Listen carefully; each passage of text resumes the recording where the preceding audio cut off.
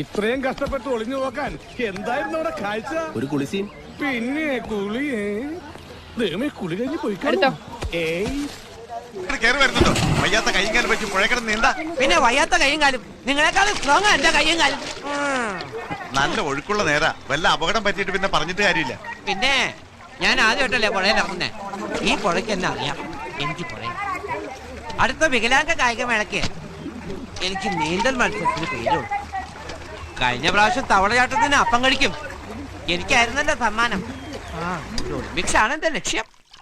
ഇതൊക്കെ കെട്ടിച്ചുമന്ന് ഇങ്ങോട്ട് കൊണ്ടുവരുന്ന എന്തിനാ? മേക്കപ്പ് ഒക്കെ വീട്ടിൽ ചെന്നിട്ട് ആയിക്കൂടെ? കുളി കഴിഞ്ഞാൽ നനവോടെ എന്നെ ഇതൊക്കെ ദേഹത്ത് പുരട്ടണം, എന്നാലേ വെളുക്കുള്ളൂ. ഭയങ്കര വിലയാ. ഓ, ദേഹം വെളുത്തില്ലെങ്കിലും നമ്മുടെ കുടുംബം വെളുത്ത് കിട്ടും. കിട്ടുന്ന കാശിന് ഇതുപോലുള്ള സാധനങ്ങൾ മേടിച്ചു കൂട്ടാൻ നിനക്കെന്താ വല്ല കിർക്കുണ്ടോ? അവനവന്റെ സൗന്ദര്യം അവനവൻ തന്നെ സൂക്ഷിക്കണം. അല്ലെങ്കിൽ ഒരു 40 വയസ്സ് ആവുമ്പോഴുണ്ടല്ലോ ദേ ഇതുപോലെ കളവന്മാരെ പോലെ ആവും. ഞാനെന്താ ഈ കാണിക്കണേ?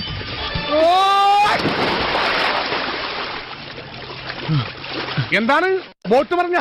ഞങ്ങളൊരുത്തം വെള്ളത്തിലെറിഞ്ഞാണ്. ആരാണാ പറ്റി? ആ ഹിന്ദുവിന്റെ മറ്റവൻ ഫ്രാങ്കിനവൻ വെള്ളത്തിലെടുത്തെറിഞ്ഞ. പിന്നെ അവനറിയാൻ ഞാൻ നിന്ന് കൊടുക്കേ.